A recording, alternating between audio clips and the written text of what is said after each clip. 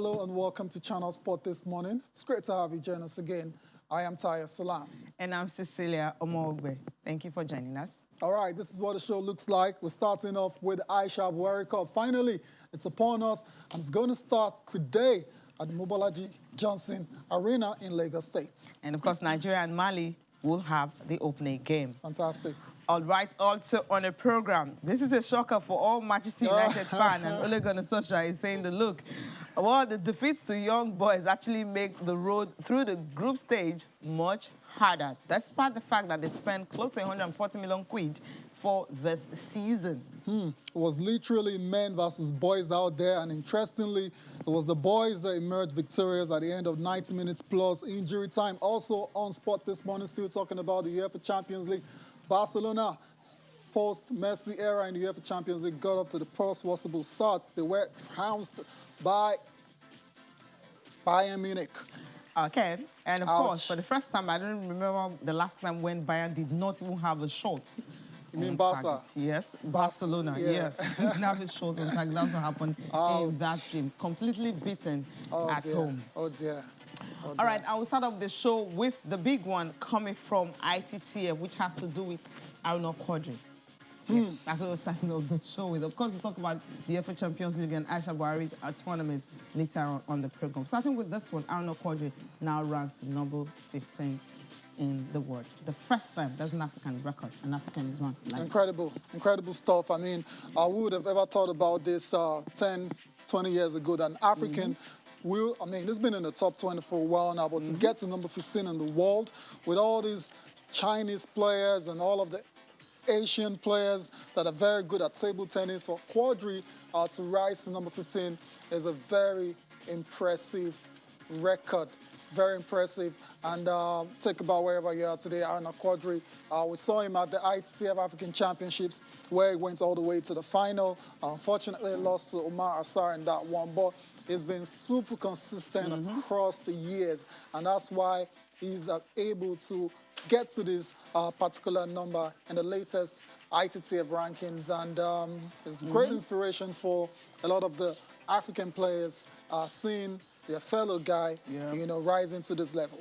Yeah, and of course, you remember that his unbeaten run came to an end in the final of the tournament in Cameroon. That's the African Senior Championship, when he lost 4-1 to Assar for his performance then.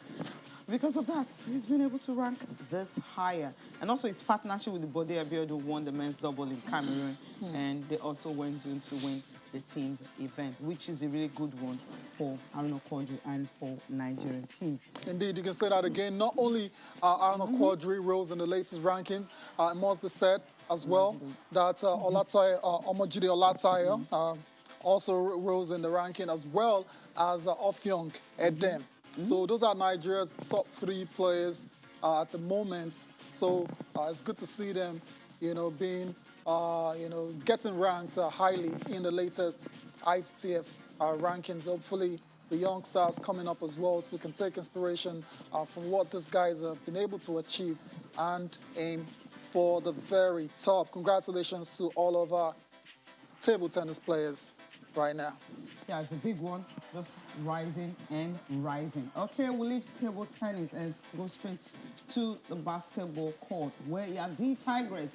All right, finally we're having something really huge and big, right? Because when we talked about it yesterday. Like maybe later in the day, we just have the roster coming out. And the good news is they've landed in Yaoundé. The girls are already there. They're preparing for the AFROBASKET. Of course, they're trying to do a trip. If they can do that, they arrived yesterday in Cameroon, where they'll be taking on the first match is going to be on Saturday. Right. And because we have the list of 13 players, we have 2 home-based players attached to the team. Well, maybe that's why they have 13. Usually we normally have 12, but this time we'll have 10. Let's just run through the list of the players that will be at the AFROBASKET 2021. Starting with the captain, of course, Adara Long. Also making the short list is Elizabeth Balogun, Promise Amukamara, Izene Kalu, Palace Kunai Bana. There's also Ifunaya Ibikwe. We have Nkem Akarawe, Ami Okonkwo is also on the list. There's also Nicole Inobosi, Mujiratu Musa make the short list as well. Sarah Ogoke is back, reckoning after missing out on the Tokyo 2020 Olympics. We also have Victoria Macaulay as well as Adara Enolu, like I said earlier. And there's also Edora Chidom as well too. So those are the 13 players that will be representing Nigeria at the 2021 Women's AFROBASKET in Cameroon, Yaoundé. Like we said, they're looking to three-peat, winning back to back to back. Last team that did that was Angola. And you can't put it past these ladies doing just that because they are that good. Unlike the AFROBASKET for men, where a lot of people kind of agree that wasn't our strongest side. It is safe to say this is Nigeria's strongest side when it comes to women's basketball, with the exception of perhaps, what's the name now? It's me now. Okay. Evelyn Akata. Yeah. Evelyn Akata is the only notable name missing once again from this list. I'm a bit worried because it's back-to-back competitions now where she hasn't made it. And it'd be very good for somebody to come out and tell us what is happening with Evelyn Akata. All right, we just wait maybe from, I think we need to, last time I spoke with her, she was talking about, you know, not really feeling too good, like injury and all, but... Yeah, but I mean... Okay, you want answers? We need something official. This is what we're saying. This is arguably Nigeria's best player. Yeah, no doubt about that. No doubt, right? So, and she's missed out on 2 major competitions back-to-back, and I think it's only right we get an official statement, official position of the NBBF and perhaps of Evelyn herself. Let Nigerians know what exactly is going on with our continued absence from the team. Well, we'll see what they can do against Mozambique. That's their first game, which is on Saturday. So after that, then we'll see how far they will go in that one. Let's quickly take a look at the games. Move on from the TIGRESS and talk about the Men's Premier Basketball League. We'll start with day 7 result, where you have, as usual, the team to beat. And talking about Rivers Hoopers, they did a fantastic job against what? The opponent as usual. We start with the Atlantic Conference, Undo Raiders and Kwara Falcons. It was 42-64. And Lagos Islanders and Raptors 52-51. That was a close one. Police Barton and Kamak 75-50. Kamak still could not bounce back from that defeat. Rivers Hoopers and Ekiti Invaders, 87-30. That's about 57 points. What?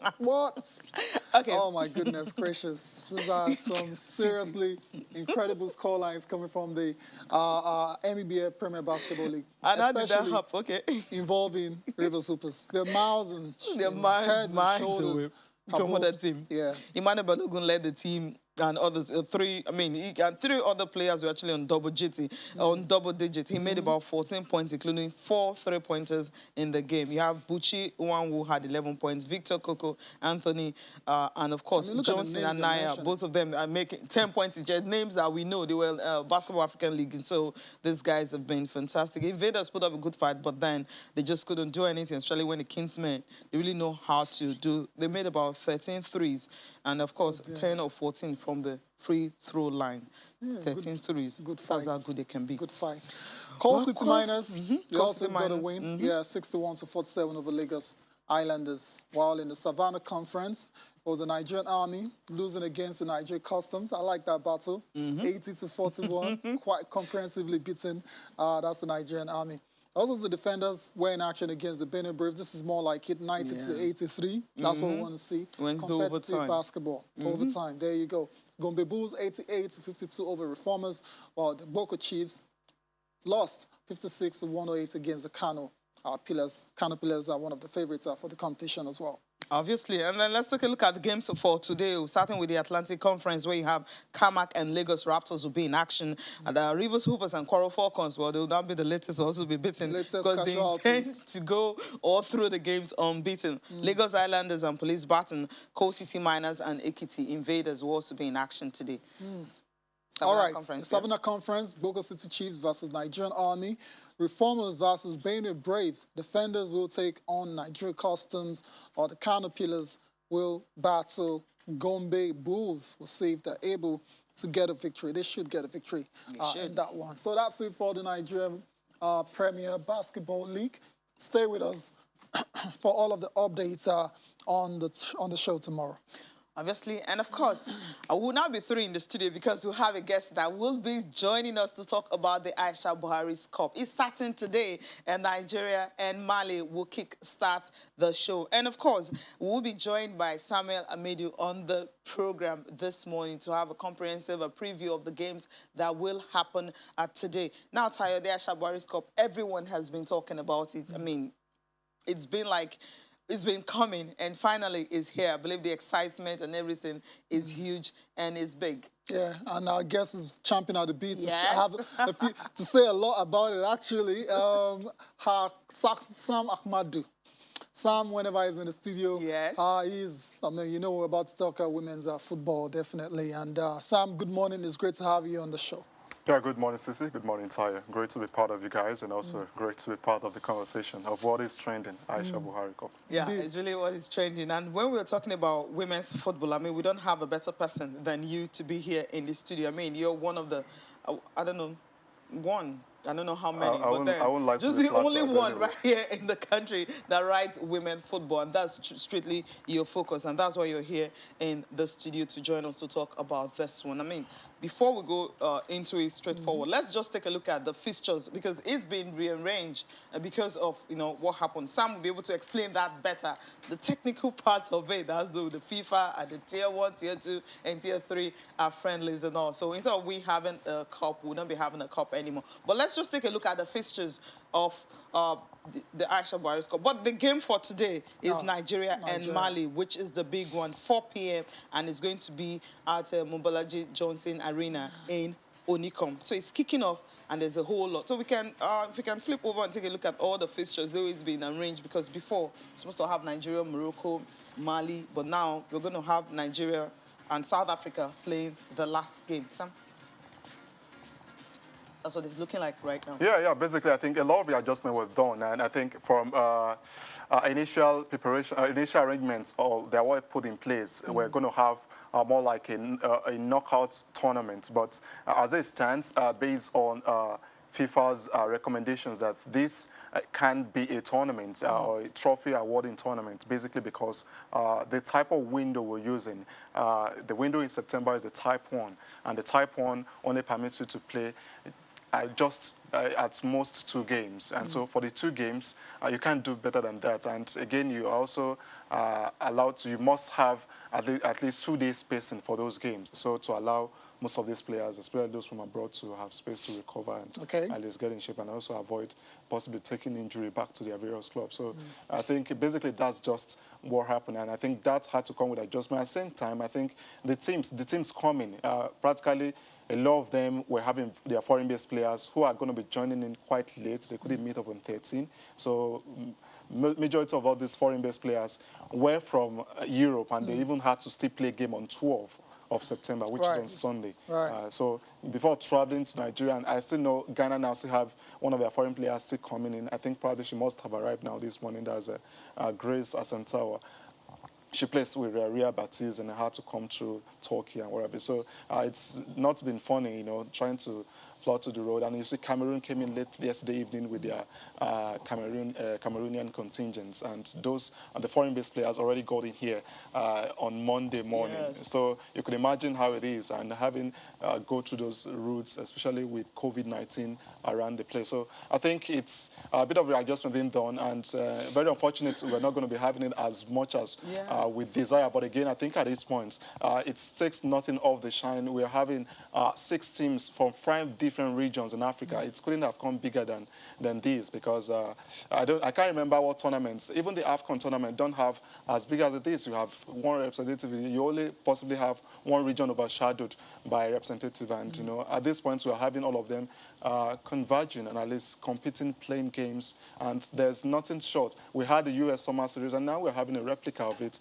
in Nigeria. I think this is definitely a huge boost for Africa, and again, in build-up to the African Women's Cup of Nations qualifiers.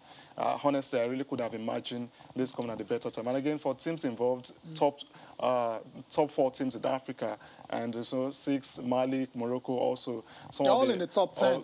They are in the top 10, but you have the top clear 4 teams. So it speaks volume about the ambition of the teams and also the continent. Honestly, for me, I just believe it's an inroad to many opportunities to come. Having games on the continent is quite difficult for women's football, and for over 2 decades, we haven't seen something like this. So on the field, comparatively, it's a great deal. It's a great leap for women's football in Africa. And for the teams competing, the girls, we have teams like South Africa. Rafaela Jane will be coming in for the first time since November 2019 to join the team.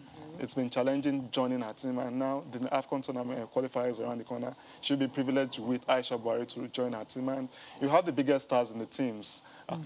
I don't know. Probably I'm already traveling too far about talking about key stars to watch in the team. But again, I think you definitely have a lot of questions to ask. Of course, I mean, we will try to bring you here, back before it's all over for more analysis and all. Should be a very competitive event, and it's a win-win situation. Let's just put it that way. Yeah. And some of the players, Super Falcons players, have been talking ahead of today's game against Mali. Been long, we've been hoping to come together as a team to play in front of our fans in the entire country, so this is an opportunity, and most of the foreigners are not here, but the players we have, they're also good players individually and as a team. We're just a new team. The coach is trying to blend the team, so for now we're kind of more of bounding the team than being a team, because the preparation is for next month for World Cup qualifiers, because if you can qualify for the AWC, you can qualify for the World Cup. So for me, it's personally, I see it as more like a World Cup qualifier. So. Yeah, I mean, there's no pressure on the team. We're just here to build up for our upcoming qualifying game, and also the tournament is a significant one for us as well.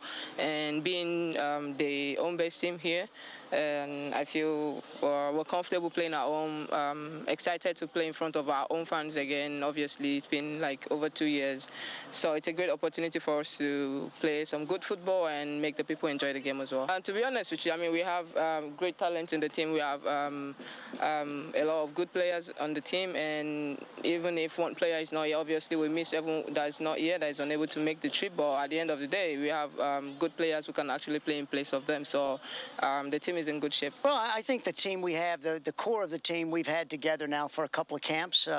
We finished the last camp in Austria with most of these players, not all of them. There are a few new faces here, but we'll just need to get them caught up to speed with our game model and how we want to play. But the rest, I think, have a pretty good understanding, and I feel really confident about our team. Exactly. Well, I think we've got to be aggressive. We've got to look to win the ball as quickly back and regain it as quickly as we can, and try to keep the pressure on them. It's certainly not a game to come in and sit back and wait. I think it's one of those that we have to be on the front foot from the opening whistle. So that's what we'll attempt to do. Super Falcons coach Randy Waldrum, of course, speaking ahead of today's game against Mali. We're talking at the start of the show about how it's been, remodeled, or it's been changed, the format a bit, and the Super Falcons will be playing just 2 games, starting with the match against Mali. What are they playing against after that? South Africa will be the last game, which is match day 6. Let's take a look at the comprehensive fixtures, because it's been changed from the former format that it was, where a title was supposed to, a cup, a tournament format. A tournament format. So it's just friendly matches, and that's why it's been tagged Aisha Buhari's Cup Invitational Friendly Matches. So it's going to be a tournament without a trophy. So these are the fixtures. Nigeria and Mali will play the first game, and then day 2, which is 16th, Morocco and Cameroon will be in action, and it's going to be one venue, as we mentioned earlier. Then you have South Africa and Ghana will play on the 17th. Then on Sunday, which is 19th, because on Saturday will be rest day for all the teams. On Sunday, Morocco and Mali will be in action. Same time, 4 p.m. Then on Monday, Cameroon and Ghana, same time, 4 p.m. And, of course, same venue. And the final day, which is match day 6, Nigeria and South Africa. This match will be 2 p.m. So it's also going to be the same venue. So a whole lot of things have changed, but then the tournament remains the same. The teams taking part remains the same. And of course, the competitiveness remains the same because this is going to be preparations for the Alcon qualifiers that will be in October.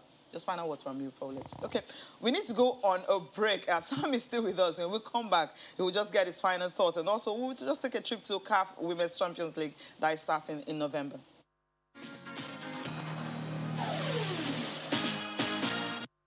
All right, Sam is still in the studio. Sam, final word on the Aisha Buhari's invitational friendlies matches.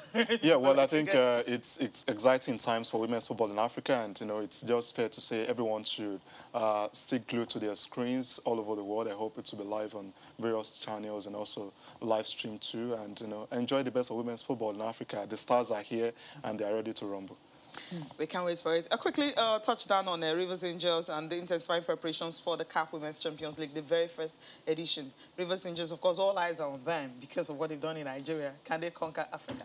Conquering Africa, I think it's practically beyond us. Considering the teams we are competing against, we have quite a number of quality teams in the championship from various regions, and honestly, from what I've seen so far, it's really something we need to up our game. We need to really do better to improve technically and also strategically to ensure that we don't go there to mess ourselves up. We've seen things from the Central African region, Malabo Kings, South Africa, Mamelodi Sundowns, the Vihiga Queens of Kenya. These are successful teams in their own region, and also not in our region. Domestically, they've also been powerhouses in their country. So you need to watch out for this team. Hazaka's ladies too, that defeated. This is a privately owned team that is really doing wonders. So we definitely need to really plan well, prepare well, not to prepare to fail. So if we do all of those things, winning this competition is definitely not going to be beyond Rivers Angels. Let's say that one. Yeah, hopefully I think we'll get to learn from the outcome of the WAFU Cup. Losing the WAFU tournament definitely should ginger us to really going all out to ensure we win the Continental Cup. It's the first edition, and everyone is desperate to win that too. I agree. It's not going to be easy, totally. Yeah. All right, someone, thank you so much for coming on the program. It's a pleasure. Thanks for having me. Great to be here, and always be ready to come around anytime. Right? Yeah, hopefully. All right. Thank you. Okay, let's listen to the Commissioner of Sports for Rivers State talking about Rivers Angels, just telling them to go ahead and bring the trophy back to the country. And after that, I will have another guest joining us in the studio. And of course, Austin Okonakman, who will also be joining us from London. We need to be African champions. We have conquered Nigeria. Yes, we went to West Africa. We couldn't conquer completely. We came second. But we must try and strive hard to make sure we conquer Africa. And the process of conquering Africa starts now.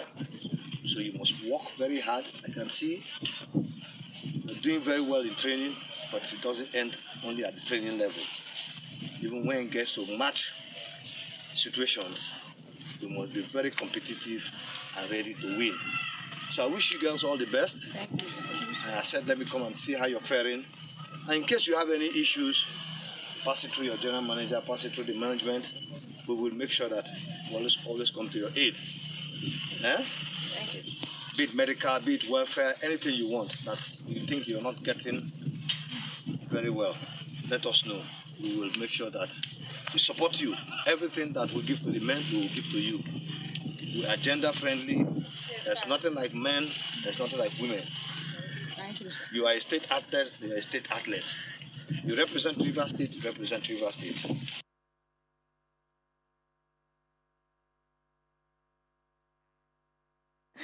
All right, take it a notch higher for equal pay, right? Okay. All right, we are joined by Ademola Ugbona joining us this morning. Good morning. Good morning, Sissy. Yeah, it's been a while. It's been a while. Good to see you again. Thank you. I've been around with Tayo for a while, and I ask after you all the time, man. Good to see you back. Yeah, I was on loan, so I'm back. Good. All right, Austin Okonakwa is in London. Of course, he's joining us this morning also. Austin, how you doing? Good morning, Cecilia. Good morning, Tayo. It's also good to see Ademola in the studio, and of course to our viewers. Good to be on the show this morning. All right. I think before we go to the champions, maybe you guys, if you have any thoughts concerning the Aisha Buhari's invitational friendly games that is starting today. I'll start with you, Austin, then before I ask Demola, before we go straight into the Champions League. Quickly. And so I said last night, Cecilia, that the fact that there's not going to be any winner or trophy lifted at the end of the tournament. Shouldn't take away the theme, shouldn't take away the objectives of the competition, you know. And for me, the fact that this will go a long way in giving attention to women's football on the continent, this will also give an opportunity for them to make good use of the FIFA window. That's winning in itself, you know. And I've also said, let's stay with that theme that says playing for good. There's so much tied around that theme, you know, because when you look at what the organizers of this Aisha Buhari Cup friendly have said, they want to do so much. They want to empower the girl child. They want to put some attention on women's football on the continent. And I love the fact that teams that are respected with women's football in Africa are still honoring this, you know, bringing their top players. So there's a lot we can do out of this. Fans, if they're allowed, should go out there, support women's football. The Nigeria Football Federation, Randy Waldrum and his team should see ways that they can use this as a good learning curve for the development of women's football in Nigeria. It's a win-win. Don't say because no winners, don't say because no trophy, and everybody now just sits back, cross their leg and says, isn't it just a friendly game? No. There's a lot you can do out of friendlies, and I just hope that they will stay with this, stay focused, and give us the best of women's football. I love the fact that this is happening, Cecilia. All right. Demola, what do you think? I mean, judging from what Austin just said now, coming down here this morning, I saw a couple of girls, you know, all kitted up, going for training or something. I mean, it's brilliant for the girl child and what it you know, potentially, you know, could be for them. I think it's going to be a brilliant tournament.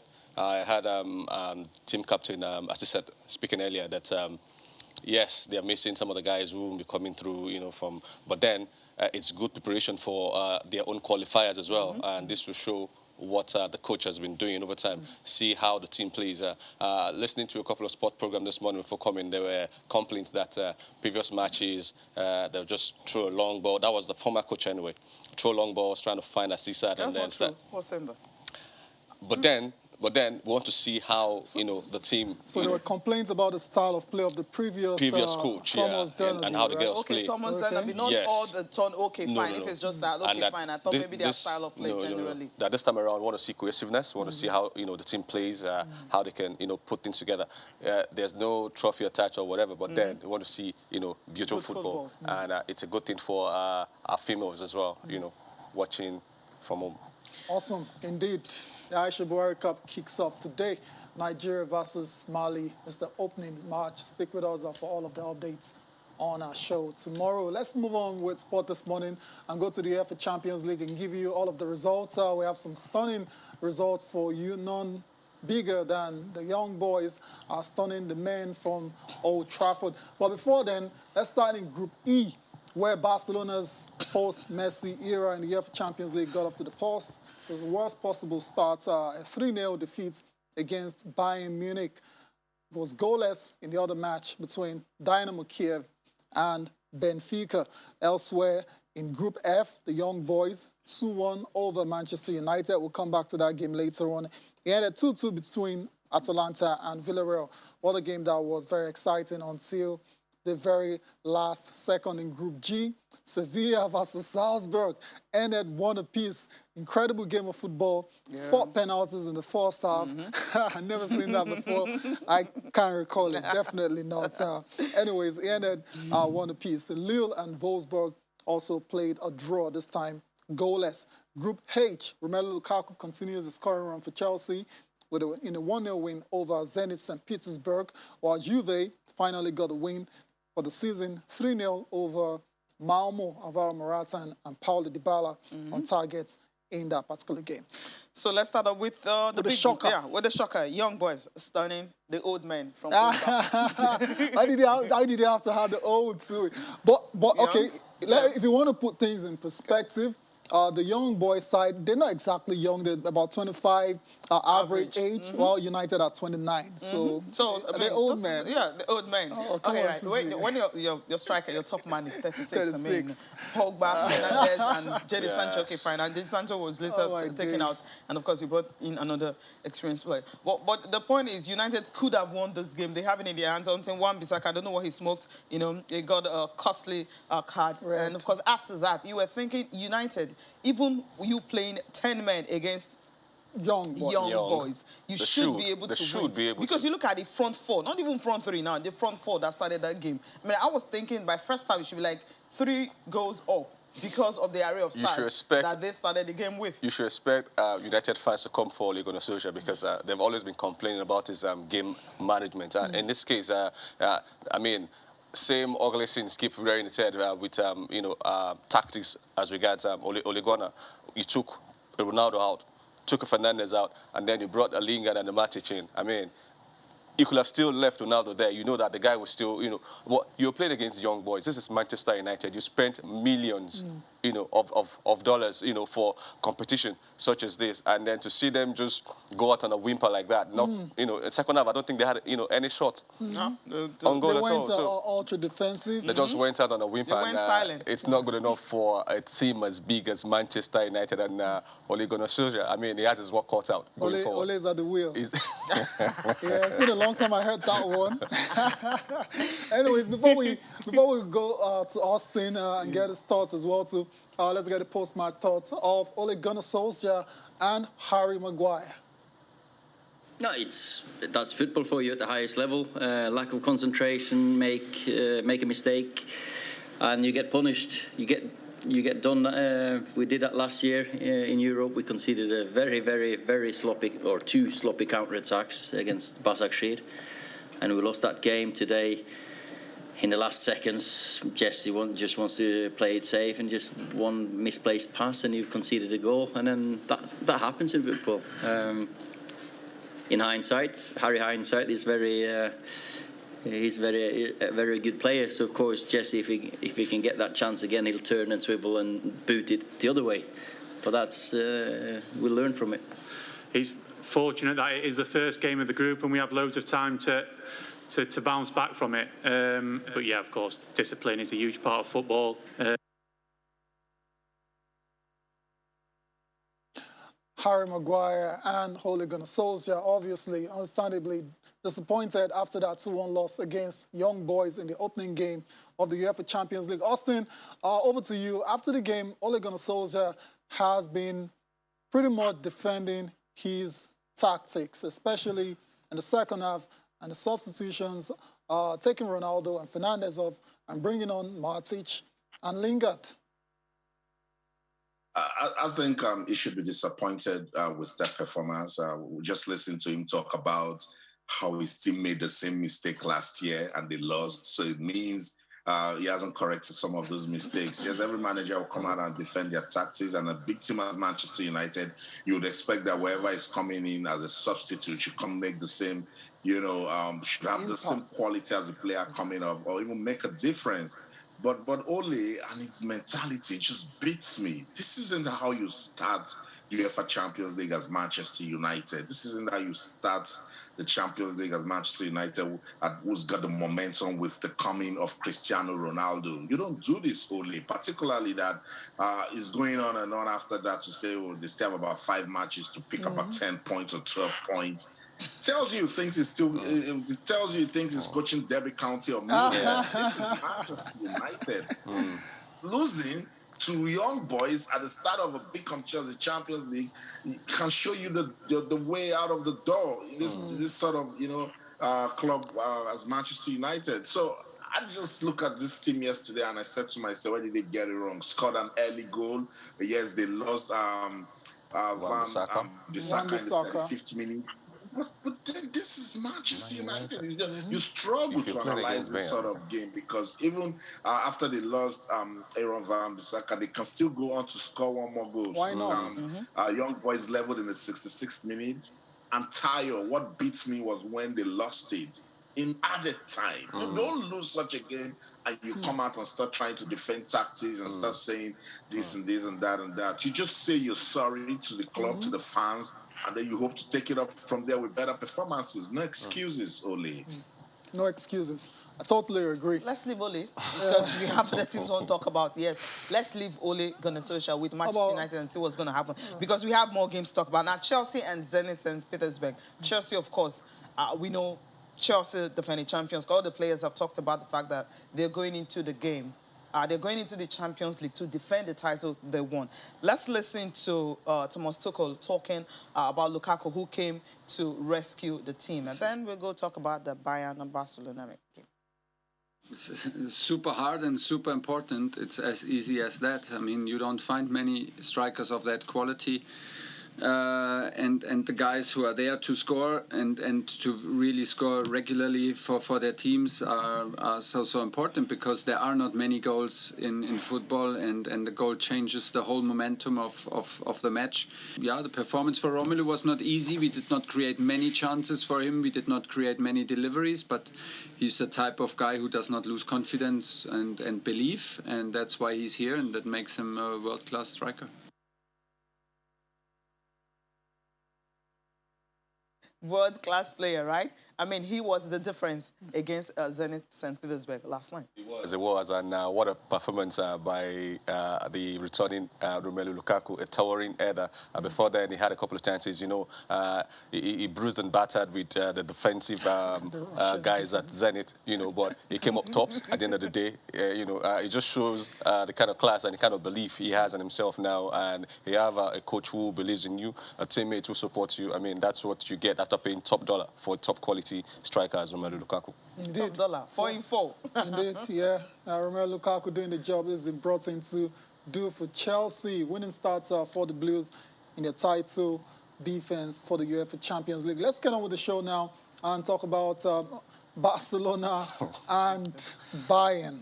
What a game that was.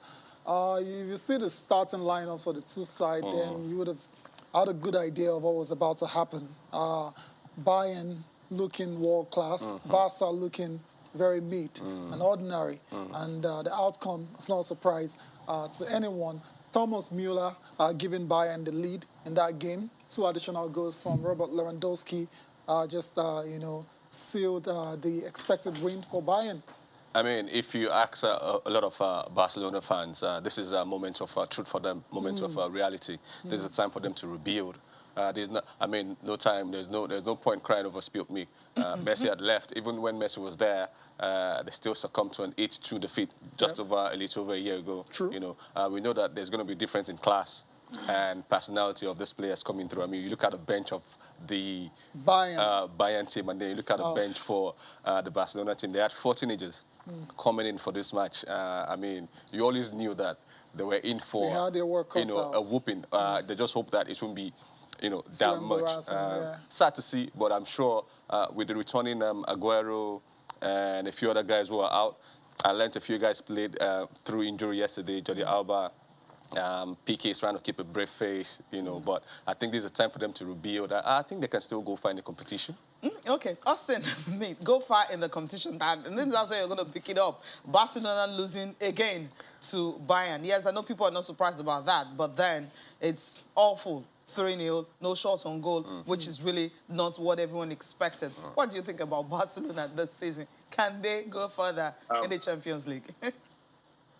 Disappointing, guys, but for the first time in 2 years, Messi will have a sound sleep because he can go to the internet and then he's not going to say a lot of negativity about him. This is just about Barcelona now. But let's not take anything away from the quality of Bayern Munich. You know, they are a team that whenever they want to punish anybody, you know, on their good day, they will do that so well. You know, Robert Lewandowski, Thomas Müller, and the likes just, you know, rushed and pushed by Barcelona to the side. But it tells you there's still so much work to be done in this Barcelona team, particularly with their mentality. It goes beyond just playing football on the pitch. Something is wrong, and the management, the technical crew, they must find a way to put some winning mentality back into this team, otherwise they'll just keep struggling. Struggling. It's time. Okay. It's time like Yeah, it's time for a break, but then it's time for Barcelona fans, like Demola said, to just face this harsh reality that they're in a rebuilding process, and it could be very, very painful rebuild process for Barcelona, and they should just relax with the expectations. Temper expectations, exactly. For the team. I think that's where they are right now. All right, we need to go on a very short break. We'll be back and take a look at the games for today.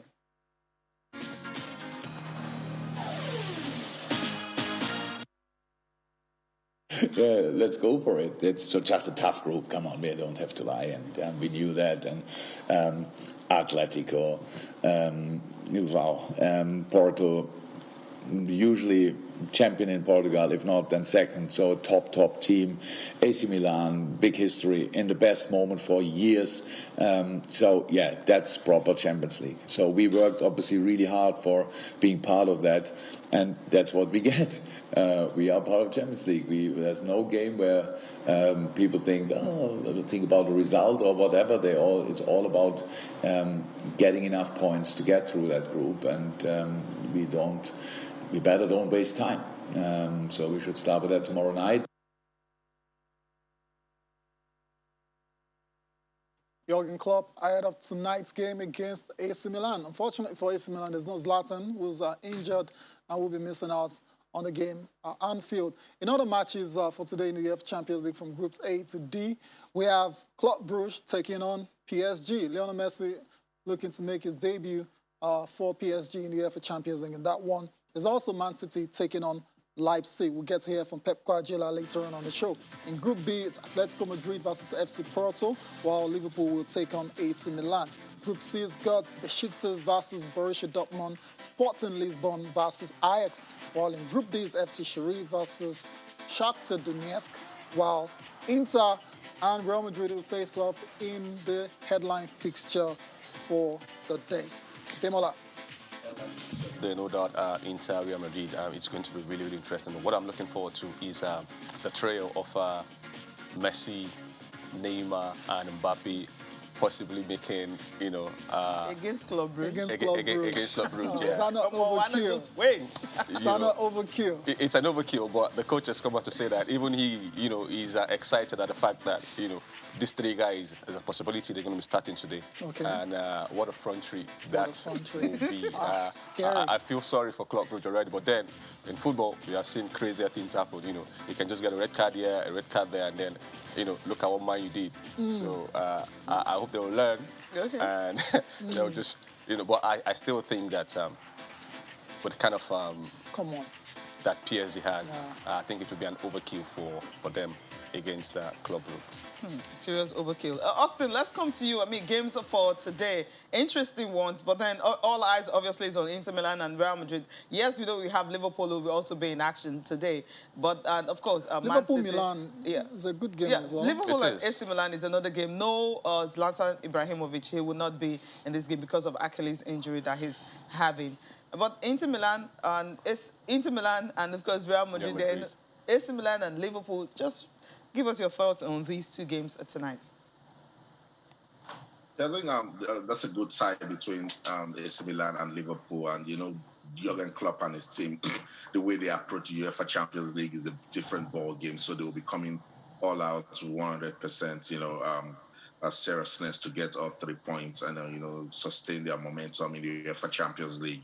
And Manchester United has already put some worries out there for the English team, so there will be no room for complacency. If they have control of the game, they will want to keep that control from start to finish and get on to, get all points also. Manchester City has a tricky tie against RB Leipzig. They cannot afford to underrate that German team. They cannot afford to, create room for complacency because, RB Leipzig guys, if you go look at them, in the last 3 years, I'm sure they've been nothing but progress. So they can actually stun any big team. And Manchester City, as I said, they will be looking at Manchester United and say, look, they were stunned by young boys, so they're not going to underrate any team. So we have beautiful ties in the UEFA Champions League tonight. There's also Atletico Madrid, FC Porto. That one should get us talking. Besiktas Borussia Dortmund also. Borussia Dortmund in the last 2-3 seasons in the UEFA Champions League, they're showing signs that yes, they want to, make a statement, but it doesn't just happen to them for them when they really want it. Maybe some might just take eyes off FC Sheriff versus Shakhtar Donetsk, but these teams are big teams in their own right. So it's the UEFA Champions League. We're expected to see fireworks. And as you guys mentioned, Inter Milan, Real Madrid should also get us talking. So it's a night where we will definitely see some good football. I'll come back talk about it when the results are out. All right, Austin, I want to thank you so much for... Do I have to thank you? Well, it was good having you on the program this morning. All right, Tony. Always a delight, guys. Always a delight. Thank you so much for having me on the show. Thank you. All right, you mentioned RB Leipzig, and of course Manchester City, another game that will also get us all talking on the program. I mean, as I said, Manchester City should learn from what happened to Manchester United. So obviously they wouldn't want to underrate. Of course, they will learn. Like that. They will learn, and we know that Leipzig lost the coach in Nagelsmann, who is at Bayern now. They lost a couple of defenders as well, Upamecano and the Sapitza, and the guy at Liverpool as well, the defender. So I think Pep Guardiola, of course, still smirching from, even though he's saying that, yes, they got to the finals. I know he's still smirching from that loss and want to get there again and get, because that is what I think his reign at Man City will be judged on, if he wins that Champions League or not. Because having spent close to $1 billion. Over $1 billion. So I think that they will learn from Man United. And they won't make the same mistakes. I think they will go there and they will get a win that they deserve. And for Inter against Real Madrid, I think both changed coaches over the summer. Got Carlo involved. Carlo coming back. I think Real Madrid, they're looking good. Inter, defending champion. Not looking bad as well. They're not looking bad as well. They lost Lukaku. That's, a huge... but Lautaro Martinez and Edin Dzeko, I mean, the old guard is still playing good football. It promises to be very, very interesting. Too tough to call. Too tough to call, indeed. Let's go back to Pep Guardiola. Speaking about Man City and their... ambition to win that trophy, the Holy Grail, the UEFA Champions League. Manchester City. So we're making a step forward last season. We improved a lot in the previous ones. We are starting competition with hypothetical 13 games and we won 11.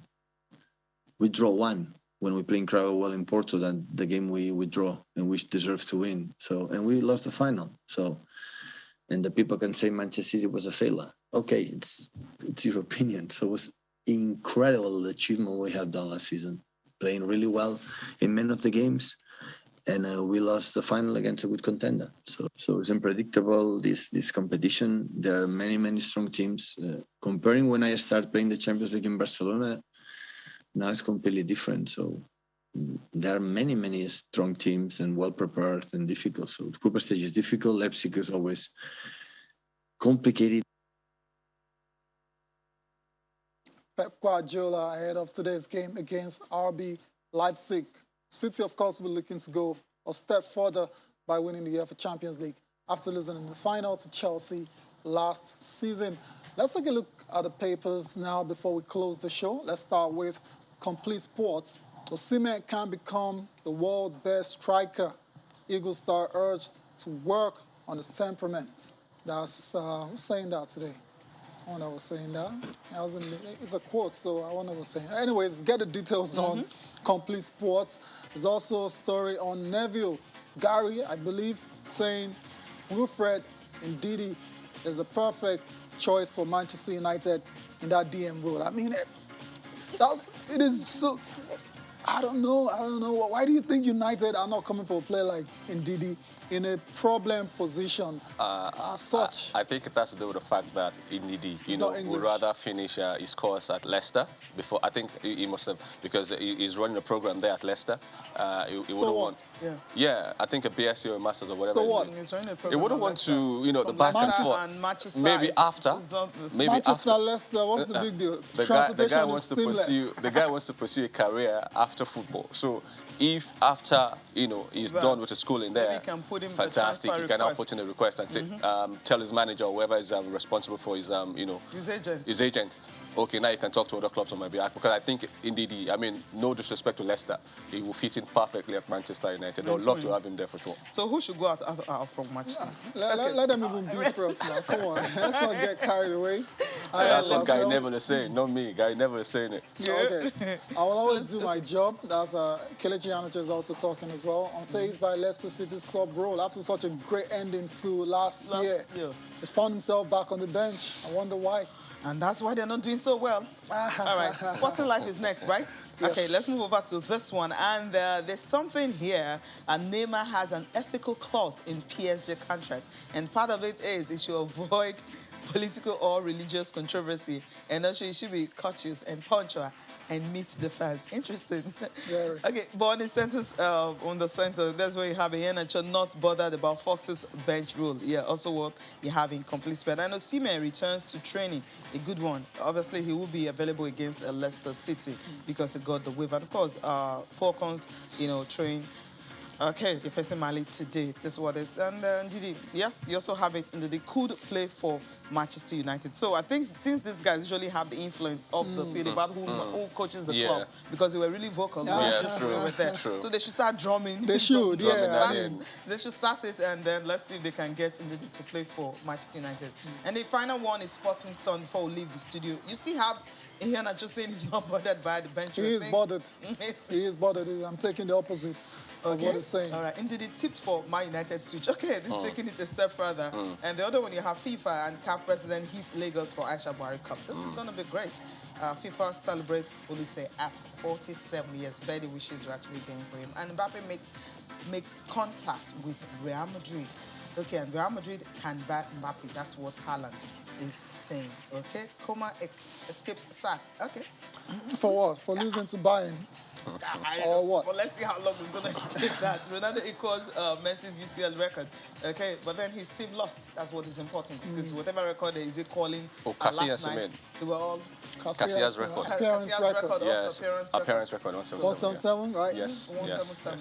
Yes. So, but they lost. Incredible longevity, man. What a player. It is. And he's going to break it for sure. So. Yeah. Of course. He's going to play up to maybe 180 of... Okay.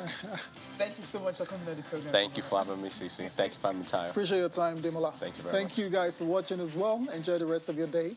I am Tyre Salam. I'm Cecilia Mwongbe. Have a great day.